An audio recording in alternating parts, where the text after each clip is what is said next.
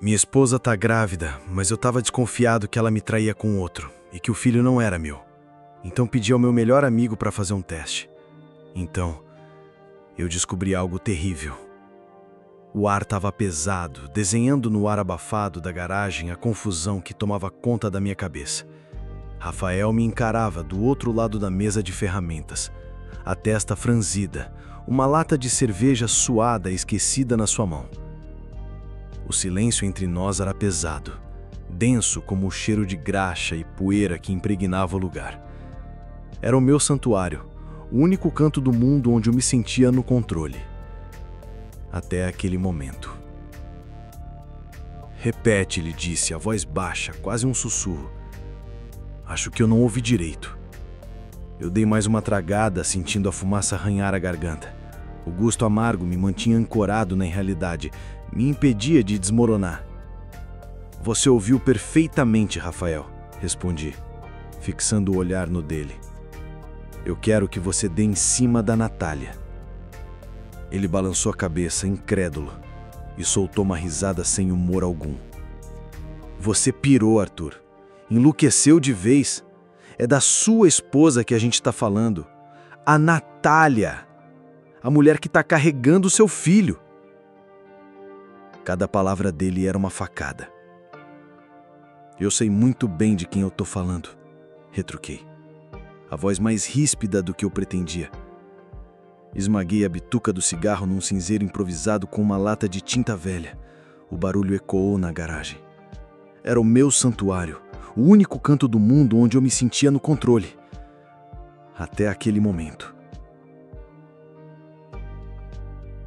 Você não entende, murmurei, me levantando e começando a andar de um lado para o outro. O espaço era apertado, cheio de peças de motor e ferramentas espalhadas. Você não ouve o que eles falam. Você não vê os olhares.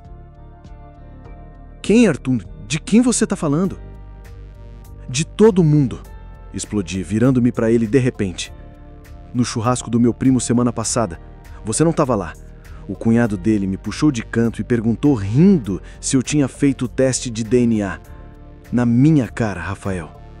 Com a minha esposa a poucos metros de distância conversando com a minha mãe. Rafael ficou em silêncio, o rosto se fechando. Ele sabia que eu não estava inventando. No meu trabalho, continuei, a voz carregada de uma amargura que eu tentava engolir todos os dias. Os caras mais novos fazem piadinha.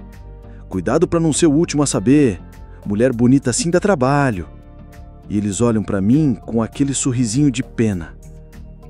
Pena, Rafael. Como se eu fosse um idiota. Um coitado que ganhou na loteria e não sabe que o bilhete é falso. Eu parei na frente dele, o peito subindo e descendo com força. Eu amo a Natália. Amo mais do que qualquer coisa. Quando ela me disse que estava grávida, foi o dia mais feliz da minha vida, cara. Eu chorei. Eu que não choro nem com cebola, chorei igual uma criança. Mas desde então o inferno começou. As piadas ficaram piores, os olhares mais maldosos, e uma semente foi plantada na minha cabeça. Uma semente maldita que não me deixa dormir. Eu me lembrava perfeitamente do dia em que a conheci. Foi aqui mesmo, na oficina. O carro dela tinha pifado, um modelo antigo que ninguém mais queria consertar. Eu vi o desespero nos olhos dela e, mesmo com o pátio lotado, decidi ajudar.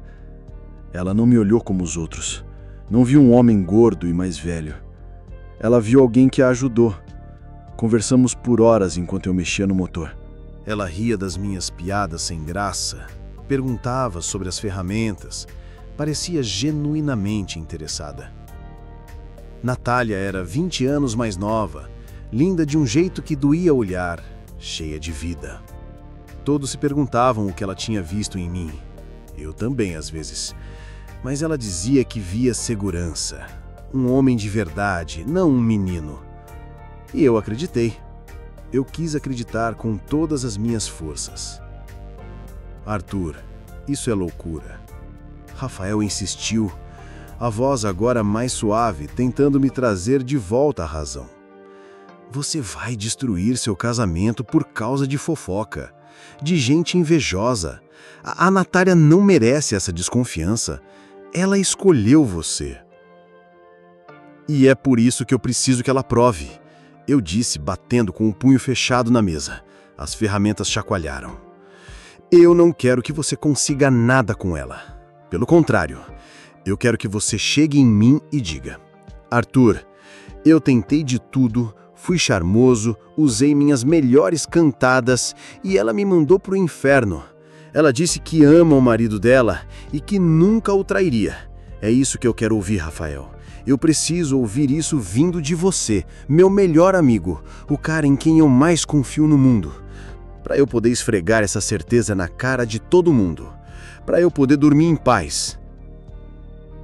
Eu o encarei, deixando toda a minha agonia, toda a minha dor e toda a minha súplica transparecerem no meu olhar. Eu estava expondo a minha maior fraqueza para o meu melhor amigo. Se você não fizer isso, essa dúvida vai me corroer por dentro, vai me consumir até não sobrar mais nada. E aí sim, o meu casamento vai acabar, não pela traição dela, mas pela minha própria loucura. Por favor, Rafa, me ajuda a matar esse monstro antes que ele me mate. Rafael desviou o olhar, encarando a lata de cerveja em sua mão. Ele a girou lentamente, as gotas de condensação escorrendo por seus dedos. O silêncio voltou, mas desta vez era um silêncio de ponderação, de uma decisão difícil sendo tomada. Ele suspirou, um som longo e cansado. Parecia carregar o peso do meu pedido em seus próprios ombros. Isso é a pior ideia que você já teve na vida, Arthur. Ele disse finalmente, sem me olhar. É injusto com ela, é injusto com você, é uma falta de respeito. Meu coração afundou. Ele não ia aceitar. Então ele levantou a cabeça e seus olhos encontraram os meus. Havia uma tristeza neles, uma pena que eu odiei ver, mas também havia resignação. Mas eu sou seu amigo e eu tô vendo que você não tá bem. Se é isso que precisa para você ter paz... Ele fez uma pausa, como se as palavras seguintes tivessem um gosto ruim. Tá bom, Arthur, eu faço. Um alívio imenso e ao mesmo tempo uma vergonha terrível me invadiu. Eu estava pedindo ao meu melhor amigo para seduzir a minha esposa grávida. Mas a necessidade de calar as vozes, tanto as de fora quanto a que gritava dentro da minha própria cabeça, era maior do que a minha honra.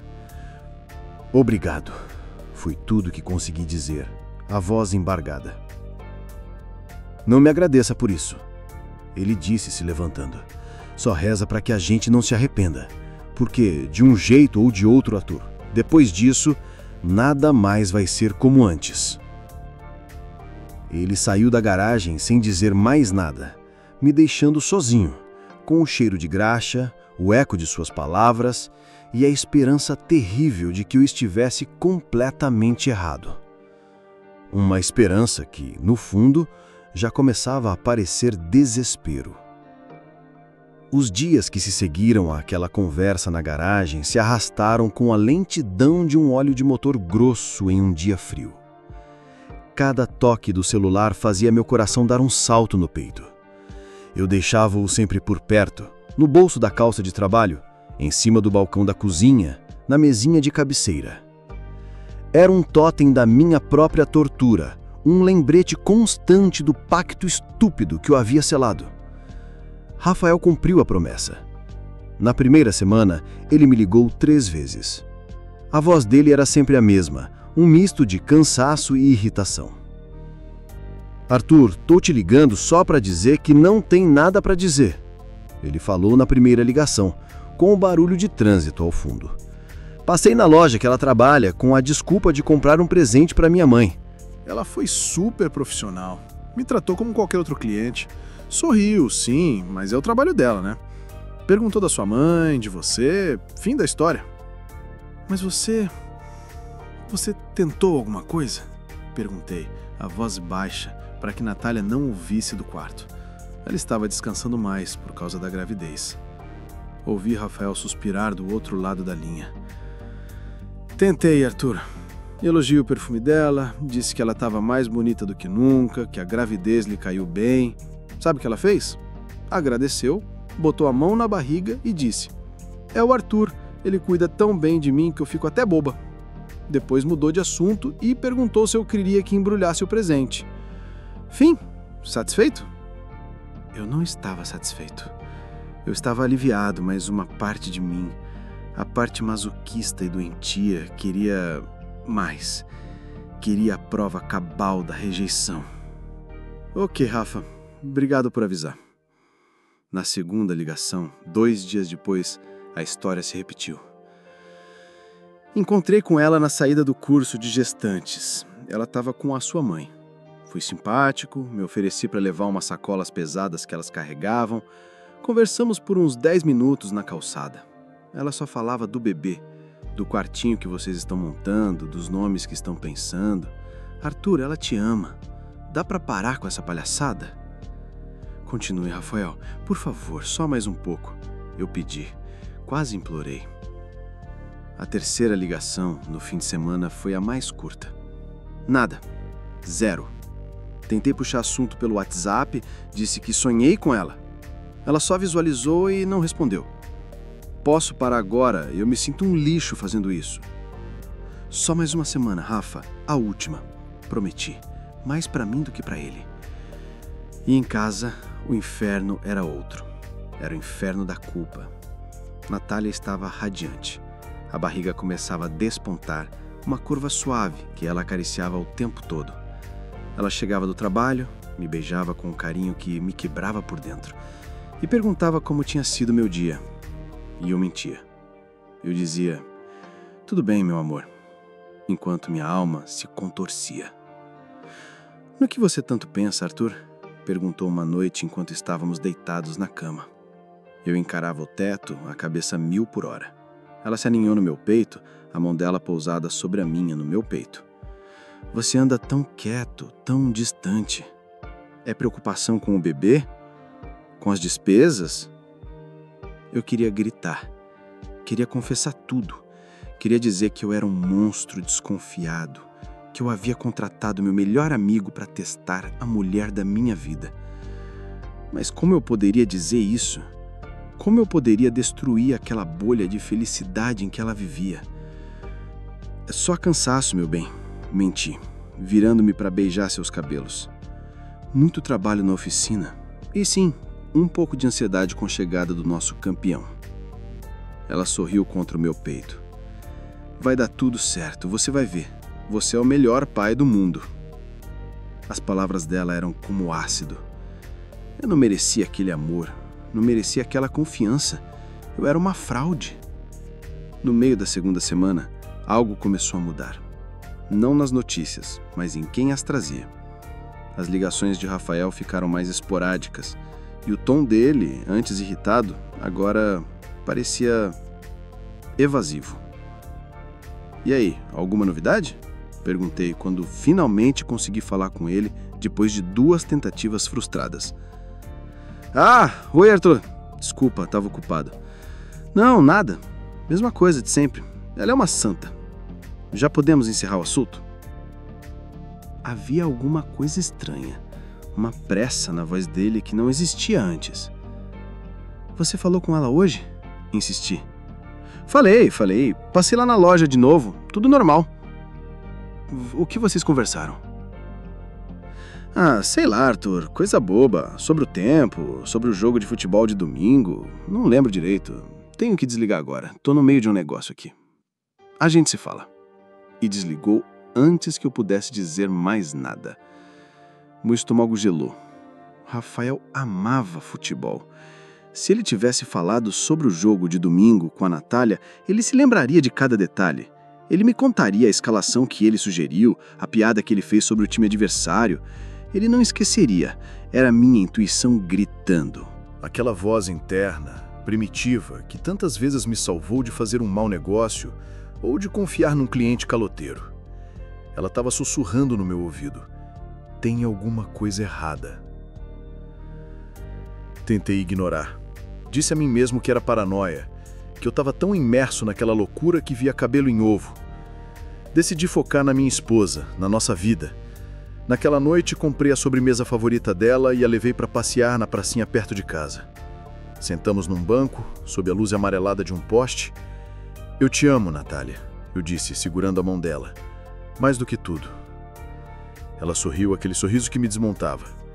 Eu também te amo, meu velho ranzinza. Ela me deu um beijo rápido. Mas por que essa declaração toda, de repente? Porque sim, porque eu preciso que você saiba disso. Que não importa o que aconteça, o que as pessoas digam, eu te amo. As pessoas continuam falando, não é? Ela perguntou, o sorriso murchando um pouco. Sobre a gente? Eu desviei o olhar. Não importa, o que importa é o que a gente sente. Eu sei o que eu sinto, Arthur, sério. Eu nunca senti por ninguém o que eu sinto por você. Nunca. Você precisa acreditar em mim. O olhar dela era tão sincero, tão profundo, que por um momento toda a minha desconfiança se dissipou. Eu me senti um idiota completo. Abracei-a ali, no meio da praça, e inalei o cheiro doce do seu cabelo. Eu ia ligar para o Rafael no dia seguinte e acabar com aquela palhaçada. Eu ia pedir perdão a Deus e tentar ser o marido que a Natália merecia.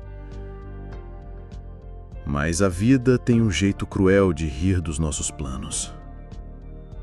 Na tarde seguinte, meu celular tocou. Era um número desconhecido. Atendi, desconfiado. Alô? Senhor Arthur, uma voz feminina e formal perguntou. Sim, sou eu. Eu falo da clínica Dr. Hélio. Estou ligando para confirmar o exame de ultrassom da senhora Natália, amanhã, às 15 horas. O acompanhante está confirmado, certo?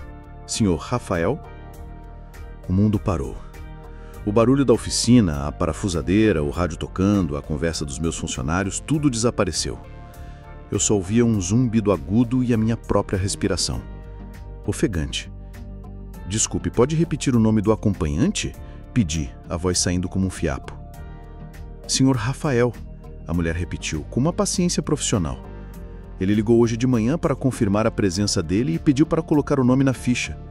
Algum problema, senhor? Algum problema? Não, nenhum problema. Apenas o chão se abrindo sob os meus pés. Natália tinha me dito que ia com a mãe dela.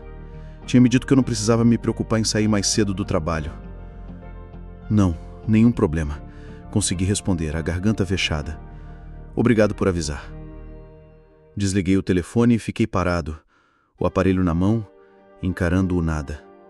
O óleo sujo no chão parecia um abismo me encarando de volta. Rafael.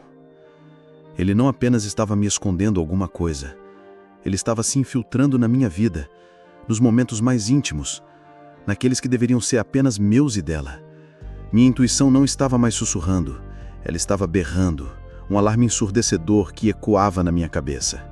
Eles estão te traindo, eles estão rindo de você. E pela primeira vez, eu não duvidei dela.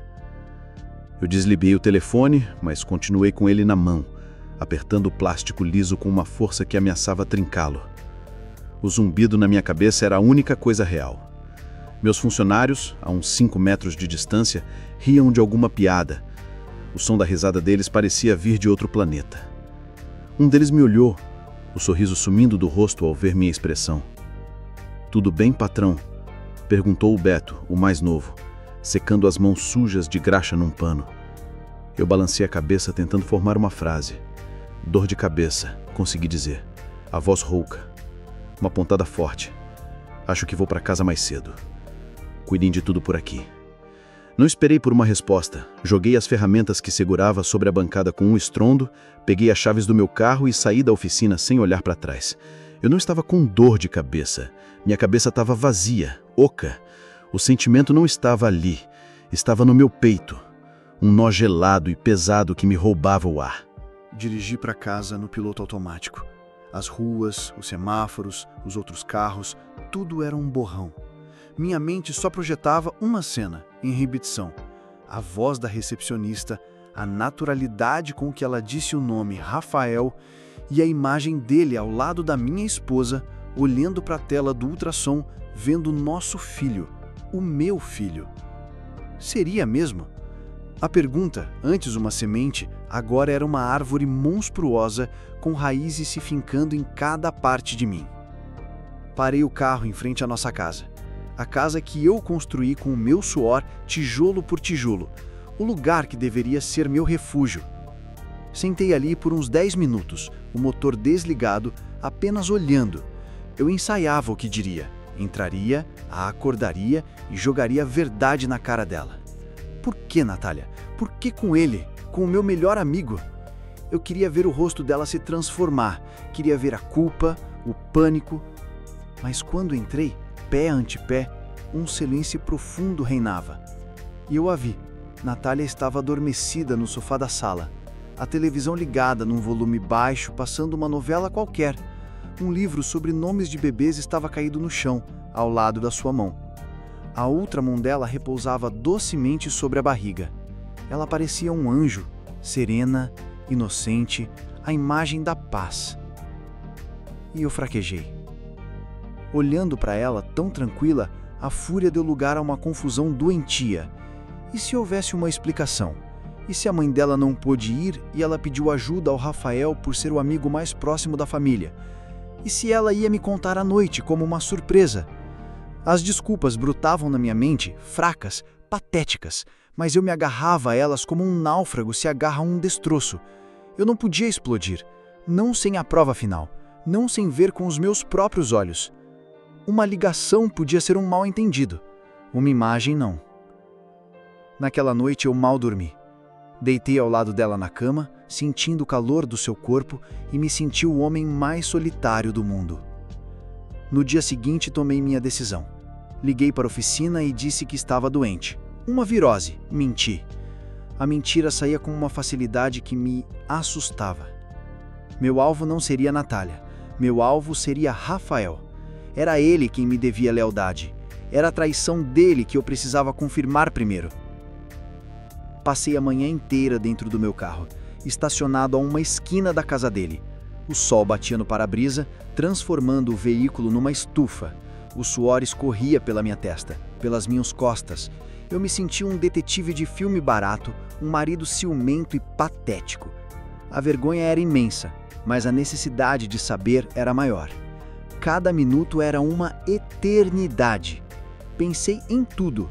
No dia do meu casamento, quando Rafael foi meu padrinho e me deu um abraço, dizendo que eu merecia toda a felicidade do mundo.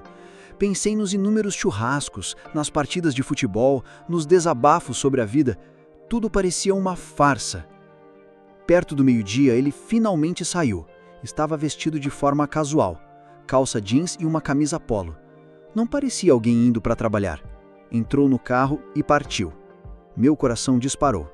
Girei a chave na ignição e comecei a segui-lo, mantendo uma distância segura de 2 carros entre nós. Minhas mãos suavam no volante. Eu estava focado, cada músculo tenso. Ele não dirigiu para a empresa de representação onde trabalhava. Ele foi para o centro, para uma área cheia de cafés e restaurantes. Estacionou e desceu. Eu parei meu carro mais atrás, num ângulo que me dava uma visão clara da entrada da cafeteria onde ele entrou. E então eu esperei. 5 minutos, 10, 15. A cada pessoa que passava pela porta, meu estômago se revirava. E então, ela apareceu. Natália. Estava linda usando um vestido azul claro, solto, que marcava suavemente a sua gravidez. Meu ar sumiu. Ela olhou para os lados, o avistou pelo vidro e sorriu. Aquele sorriso. O meu sorriso. Ela entrou. Eu queria sair do carro, quebrar o vidro daquela cafeteria, arrastá-los para a rua, mas eu fiquei, paralisado, congelado no meu assento de motorista, um espectador do meu próprio desastre. O pior veio depois. Eles saíram cerca de 1 hora depois, rindo. Ele passou o braço pelas costas dela de um jeito possessivo, íntimo. Ela não se afastou. Pelo contrário, se inclinou na direção dele. Eles não foram para carros separados. Ela entrou no carro dele, no banco do passageiro, como se fosse a coisa mais natural do mundo. Eu o segui. Meu sangue pulsava nos meus ouvidos. Eu já sabia. No fundo da minha alma eu já sabia o destino final daquela viagem. Eu só não queria acreditar. Vi o carro dele pegar a avenida que saía da cidade, a rota conhecida por qualquer um que quisesse um pouco de privacidade. E então a placa de neon, brega e colorida, mesmo durante o dia. Motel Fases do Amor. A seta do carro de Rafael piscou. O carro diminuiu a velocidade e entrou lentamente sobre o pórtico que prometia discrição. Eu parei do outro lado da rua, debaixo de uma árvore frondosa que me escondia parcialmente. Desliguei o motor.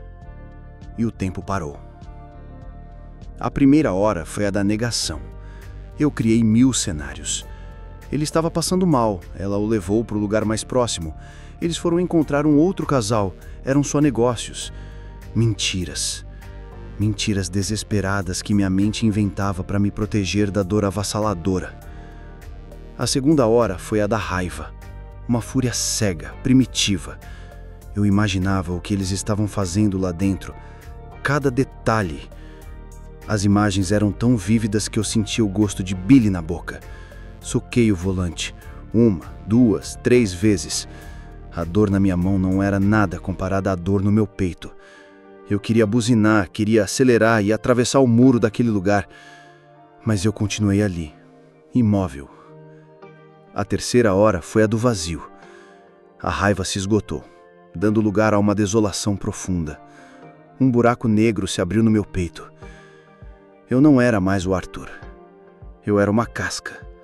O homem que amava aquela mulher, o homem que confiava naquele amigo, ele tinha morrido ali, dentro daquele carro quente e abafado. E na quarta hora veio a clareza. Uma clareza fria, cortante como um caco de vidro. Não havia mais emoção, não havia mais confusão, apenas a certeza. E a certeza doía mais do que qualquer outra coisa.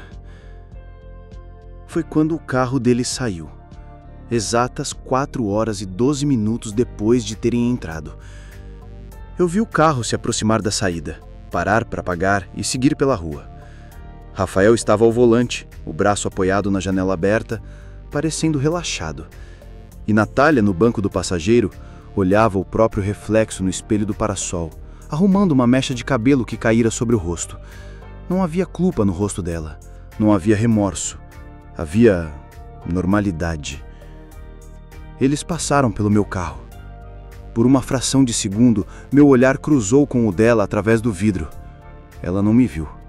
Para ela, eu era apenas mais um carro estacionado, mais uma parte anônima da paisagem. Eu fiquei ali, parado, muito tempo depois de eles terem desaparecido na curva. O sol começou a baixar, pintando o céu com tons de laranja e roxo. Cores bonitas para o dia mais feio da minha vida. Eu tinha a minha prova. A imagem que eu queria estava gravada a fogo na minha memória. Mas ao invés de paz, ela me trouxe uma nova e terrível pergunta. Se ela fez isso com Rafael, meu melhor amigo, a quem eu pedi para testá-la, será que ele foi o único? Eu dirigi para casa. Mas não era o mesmo homem que havia saído de manhã. Aquele homem, o Arthur ansioso, inseguro e magoado, tinha morrido em frente àquele motel quente e abafado. O que sobrou no lugar dele era algo mais frio, mais duro. Uma calma assustadora tomou conta de mim. A dor ainda estava lá, um braseiro no fundo do meu peito, mas estava coberta por uma camada espessa de gelo. Eu não estava mais reagindo, eu estava observando. Cheguei em casa antes dela. Caminhei lentamente pelos cômodos que até ontem eram o meu lar. Agora parecia um cenário de um crime, e eu era o único que sabia. Olhei para nossa foto de casamento na estante. Nós dois sorrindo, eu com meu terno um pouco apertado, ela deslumbrante no vestido branco. Uma mentira imorada. Passei pela porta do quarto do bebê. Estava quase pronto. O berço montado, as paredes pintadas de um azul suave. Ela tinha comprado uns sapatinhos de lã e os deixado em cima da cômoda. Peguei um deles na minha mão grande e calejada. Era tão pequeno, tão inocente, e era a maior dúvida da minha vida. Guardei o sapatinho de volta e fechei a porta. Não sentia tristeza. Sentia nada. Um vácuo. Ouvi o barulho do carro dela na garagem. Respirei fundo, não para me acalmar, mas para me preparar. Era hora de atuar. Fui para a cozinha e comecei a passar um café, como se nada tivesse acontecido. Ela entrou cantarolando e jogando a bolsa no sofá. Veio até a cozinha e me deu um beijo na nuca. O toque dela, que antes me arrepiava de prazer, agora me causava um calafrio de repulsa. Tive que usar toda a minha força de vontade para não me afastar. Oi, meu amor. Que cheirinho bom. Chegou cedo? Ela perguntou, abrindo a geladeira. Saí um pouco antes. A dor de cabeça voltou. Menti, sem me virar. E você? O dia foi bom? Cansativo. A loja estava um caos, mas vendi bem, ela disse, pegando uma jarra de suco. A naturalidade dela era perfeita. Uma atriz premiada. Amanhã vou encontrar umas amigas do meu antigo trabalho. Um chá de bebê surpresa para uma delas, a Cíntia. Lembra dela? Eu não lembrava de Cíntia nenhuma. Acho que não, respondi, servindo o café em 2 xícaras. Vai demorar? Acho que a tarde toda. Não precisa me esperar para almoçar, tá? Como alguma coisa por lá. Ela sorriu para mim, pegou a xícara de café e me contou uma história qualquer sobre uma cliente engraçada. E eu ouvi, acenei, sorri nos momentos certos. Eu era um espectador na minha própria vida, assistindo o último ato de uma peça trágica. A questão não era mais se ela estava mentindo, mas sobre o que mais ela mentia. A história do Rafael não era o fim do livro, era apenas o primeiro capítulo. No dia seguinte, a virose me manteve em casa mais uma vez. Esperei que ela saísse, toda arrumada para o tal chá de bebê. Esperei mais 10 minutos para ter certeza e saí também. Dessa vez, eu não estava seguindo um amigo. Estava seguindo minha esposa. E a sensação era completamente diferente. Não havia esperança de estar errado. Havia apenas a necessidade sombria de saber a dimensão do buraco em que eu vivia. Ela não dirigiu para a casa de ninguém. Dirigiu para um shopping. Achei estranho. Será que o chá de bebê era num daqueles restaurantes da praça de alimentação? A segui, mantendo uma distância segura. Ela não foi para a praça de alimentação. Foi para as lojas. Comprou algumas coisas numa loja de cosméticos, depois parou para tomar um sorvete, sozinha. E o tempo todo ela mexia no celular, sorrindo. Depois de quase 2 horas, ela saiu do shopping. Onde estava o chá de bebê? A mentira era tão óbvia que chegava a ser ofensiva. Ela entrou no carro e dirigiu para um bairro nobre, um que eu não frequentava, e parou em frente a um prédio de luxo, com uma portaria imponente. Desceu do carro, interfonou e segundos depois, o portão da garagem se abriu. Ela entrou. Fiquei do outro lado da rua. O que eu poderia fazer? Invadir o prédio? Eu não sabia o apartamento, não sabia com quem ela estava. Senti uma pontada de frustração. Mas então me lembrei de algo. O síndico do meu prédio comercial, onde fica a oficina, também trabalhava como segurança particular para complementar a renda. O nome dele era Jonas, um homem sério que devia favores a mim por ter consertado o carro dele de graça algumas vezes. Peguei o telefone. Jonas, é o Arthur da oficina. Tudo bem? Cara, preciso de um favor estranho. Expliquei a situação sem dar nomes. Disse que precisava saber quem morava num apartamento específico de um prédio e, se possível, conseguir uma cópia das imagens da câmera da garagem daquele dia. Disse que era um assunto de negócios delicado. O dinheiro falaria mais alto. É complicado, Arthur. Violação de privacidade. Ele disse, hesitante. Eu pago bem, Jonas, muito bem. Só preciso de um nome e de uma imagem. Ninguém nunca vai saber que veio de você. Ele ficou em silêncio por um instante. Me manda o endereço. Vou ver o que consigo fazer. 2 dias se passaram. 2 dias de um inferno silencioso em casa. Eu a tratava normalmente.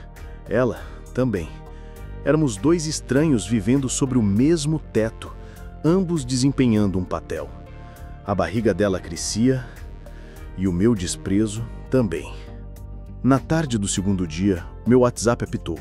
Era um número desconhecido, uma única mensagem, uma foto. A foto era a imagem granulada de uma câmera de segurança. Mostrava o carro da Natália entrando na garagem do prédio. E ao lado do carro, esperando por ela, estava um homem. Eu reconheci na hora. Marcos, um dos meus amigos do futebol de domingo. O mesmo cara que, no último churrasco, tinha batido nas minhas costas e dito que eu era um cara de sorte. Na foto, ele abria a porta do carro para ela com um sorriso. O sorriso de um predador. Senti o sangue gelar. Então não era só o Rafael. A suspeita fria que tive no dia do motel se confirmou da forma mais crua possível. Meu telefone tocou. Era Jonas. Viu a foto? Ele perguntou. O apartamento está no nome dele, Marcos Oliveira. Pelo que meu colega de lá disse, ela é visita frequente, sempre nas tardes de dias de semana. Obrigado, Jonas. Te devo uma. Já está pago. Mandei o número da minha conta. E, Arthur, cuidado. Desliguei. Não era só o Rafael. Era o Rafael e o Marcos. Quem mais? A pergunta me consumia. Minha vida inteira era uma piada de mau gosto. Todos sabiam, menos eu. A raiva que eu pensei ter controlado voltou com força total. Mas era uma raiva diferente. Focada, cirúrgica. Eu precisava de mais. Precisava do quadro completo. No sábado seguinte, Natália disse que ia almoçar com a mãe, Glauciane. Uma desculpa plausível. Eu disse que ia passar o dia na oficina, colocando o trabalho em dia. Outra mentira. Seguia novamente. Ela não foi para a casa da mãe. Foi para um barzinho afastado, um daqueles com mesas na calçada, debaixo de árvores, um lugar discreto. Estacionei a uma distância segura e observei. Ela sentou-se a uma mesa e pediu uma água. E esperou. 10 minutos depois, um carro parou. Rafael desceu. Meu coração deu um baque surdo. Ele se sentou com ela. 5 minutos depois, outro carro. Marcos desceu. Juntou-se a eles. Meu queixo caiu. Eles se cumprimentavam como velhos amigos. E então, o golpe final. Um terceiro homem chegou a pé. Cláudio, outro amigo do nosso círculo. O contador que cuidava das finanças da minha oficina. O homem a quem eu confiava meus números, meu dinheiro. Ele se sentou com eles e os 4 começaram a conversar e rir como se fossem o grupo de amigos mais feliz do mundo. Eles olhavam para a barriga dela. Rafael colocou a mão no ombro dela. Marcos disse algo que a fez gargalhar. Cláudio ergueu o copo num brinde silencioso na direção dela. E eu entendi a verdade mais terrível de todas. A gravidez, que para mim era a promessa de um futuro, para eles era um troféu, uma piada interna. E o filho que eu amava antes mesmo de nascer, podia ser de qualquer um deles. Naquele momento, toda a dor, toda a tristeza e toda a confusão se transformaram em uma só coisa: resolução. Uma certeza fria e absoluta sobre o que eu precisava fazer. Não haveria teste de DNA, não haveria espera. Eu não passaria um dia a mais sendo o palhaço desse circo. Liguei o carro. O som do motor era a única coisa que quebrava o silêncio dentro do veículo. Eu não dirigi para casa para chorar ou quebrar as coisas. Eu dirigi para casa para começar a limpeza. A peça tinha acabado. Era hora de desmontar o cenário. A chave girou na fechadura de casa com um som definitivo. O ar dentro da residência estava parado, carregado com as mentiras dela. Cada objeto parecia contaminado. O porta-retrato na estante, o roupão dela pendurado atrás da porta do banheiro, o cheiro do perfume dela ainda pairando levemente no ar do nosso quarto. Eu não sentia mais nada além de uma urgência fria. A necessidade de esterilizar aquele ambiente, de purificar meu espaço. Não perdi tempo. Fui até a área de serviço e peguei as caixas de papelão que guardávamos para uma eventual mudança. Levei-as para o quarto. Abri as portas do guarda-roupa, o lado dela. As roupas coloridas, os vestidos, as blusas que eu a ajudei a escolher. Comecei a tirá-las dos cabides, sem cuidado, sem dobrar. Apenas as jogava dentro das caixas, peça por peça. O som do tecido caindo no papelão era o único barulho no silêncio da casa. Depois das roupas, as gavetas. Lingerie, pijamas, meias, tudo foi para as caixas. Abri a sapateira, os saltos altos que ela usava para sair com as amigas, as sandálias confortáveis para o dia a dia, os tênis. Juntei tudo. Em seguida fui ao banheiro. Escova de dentes, cremes, maquiagem, shampoos. Varri tudo da bancada para dentro de uma caixa menor. Nada dela ficaria para trás. Eu estava amputando uma parte da minha vida, e a cirurgia era precisa, sem anestesia. Em menos de uma hora, tudo estava encaixotado. 5 caixas grandes e 2 pequenas. Olhei ao redor. O quarto parecia estranhamente grande, vazio. O lado dela da cama, intocado. O guarda-roupa, um buraco escancarado. Era como se ela nunca tivesse existido. Peguei meu celular e abri um aplicativo de fretes. Solicitei um carro utilitário, o maior que tivessem disponível para uma viagem imediata.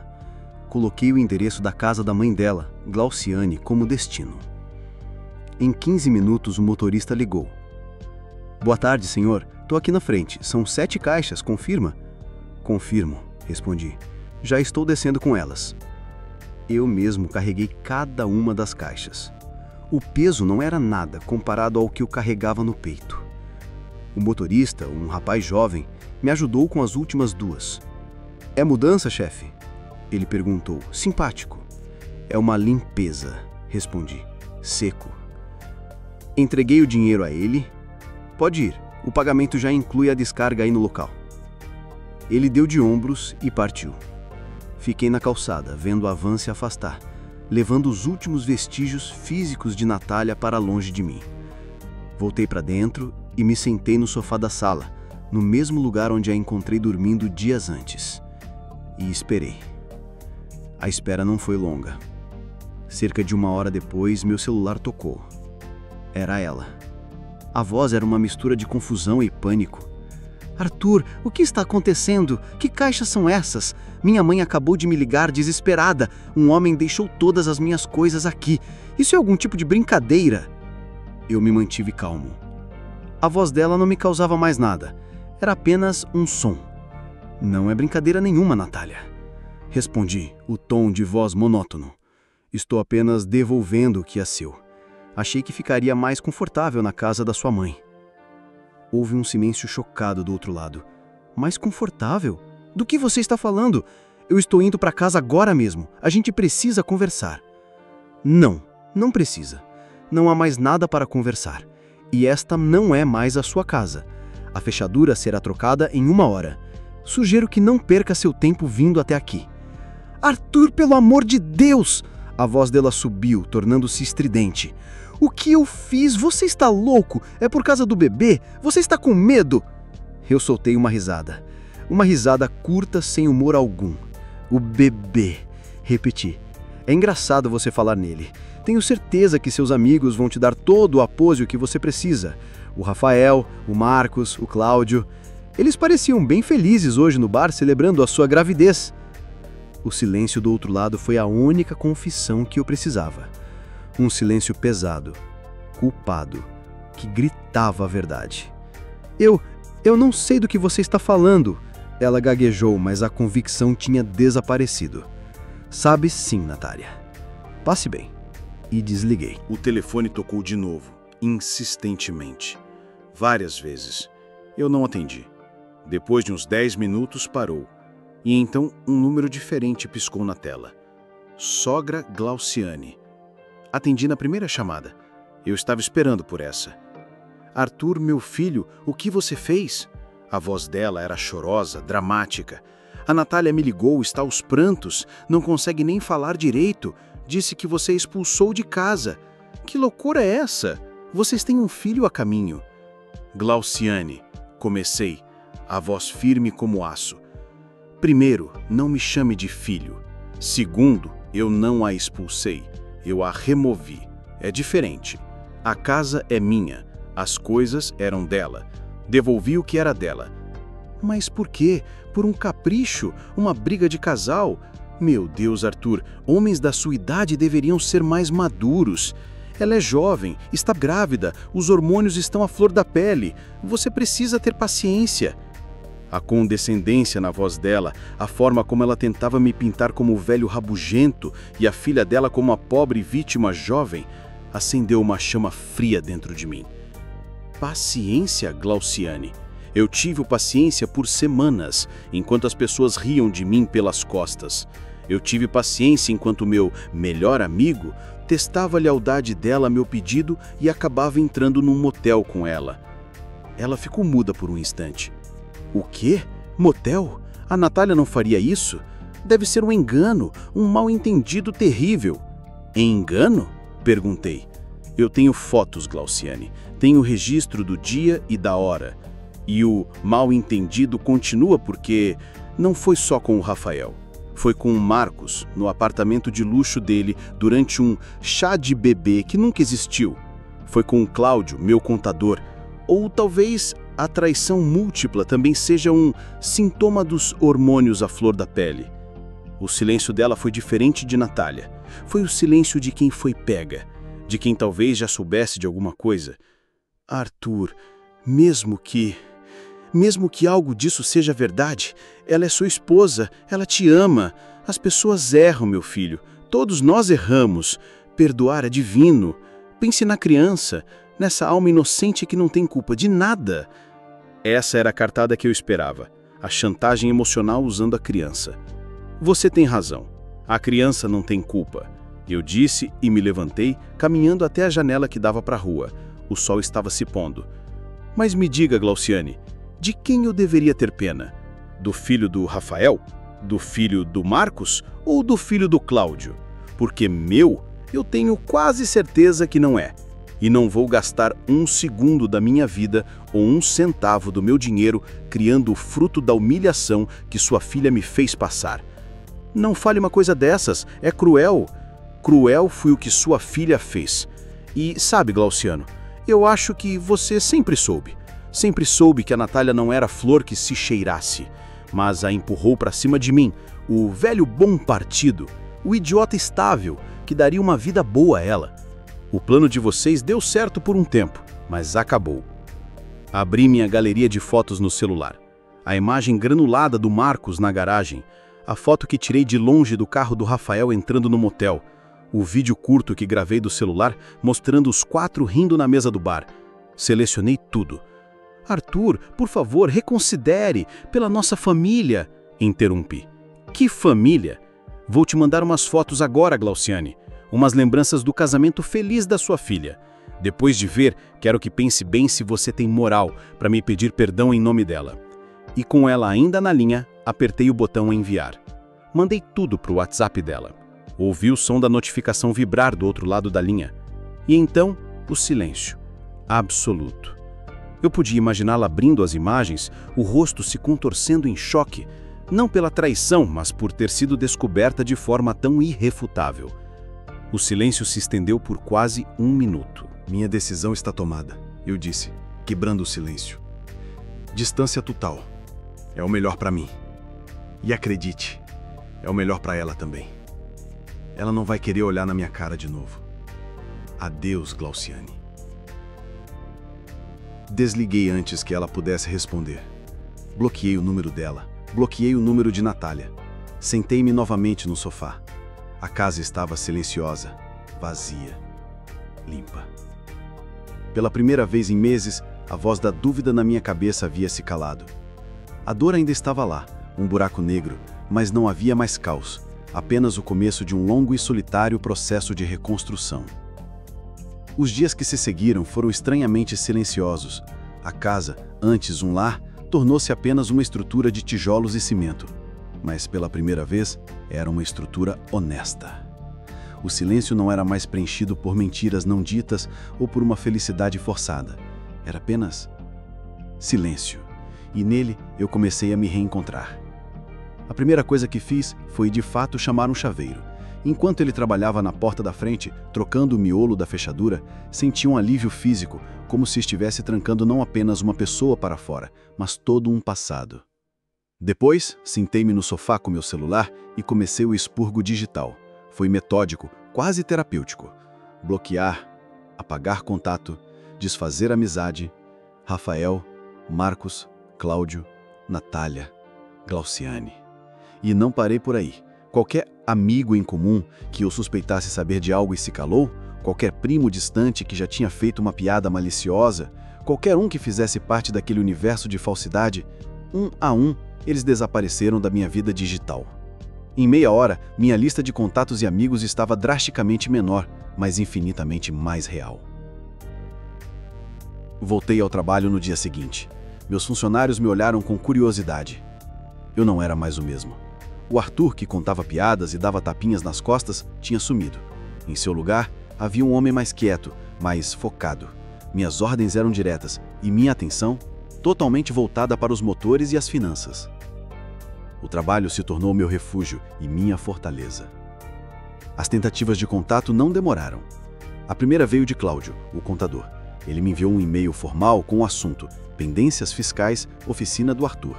Falava sobre a necessidade de nos reunirmos para fechar o balanço do trimestre. Eu não respondi. Em vez disso, passei a manhã pesquisando por um novo escritório de contabilidade. Encontrei um, bem recomendado, do outro lado da cidade. Liguei para eles. Boa tarde, meu nome é Arthur. Sou dono de uma oficina mecânica. Estou trocando de contador e gostaria de contratar os seus serviços. A primeira tarefa de vocês será entrar em contato com meu antigo contador, Cláudio Menezes, e solicitar a transferência de toda a minha documentação. Não quero ter nenhum contato direto com ele. É possível? A mulher do outro lado da linha, profissional, disse que era um procedimento padrão. Em 2 dias, recebi um e-mail do novo escritório confirmando que todos os meus arquivos haviam sido transferidos. Cláudio nunca mais tentou me contatar. Eu deletei da minha vida profissional com a mesma frieza com que o deletei da minha vida pessoal. A tentativa mais difícil foi a de Rafael. Cerca de 1 mês depois do ocorrido, ele apareceu na oficina.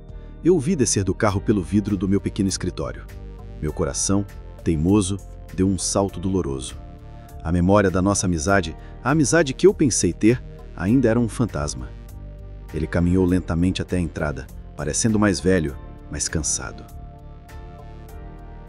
Eu respirei fundo e saí para o pátio. Ele me viu e veio na minha direção, o rosto uma máscara de súplica.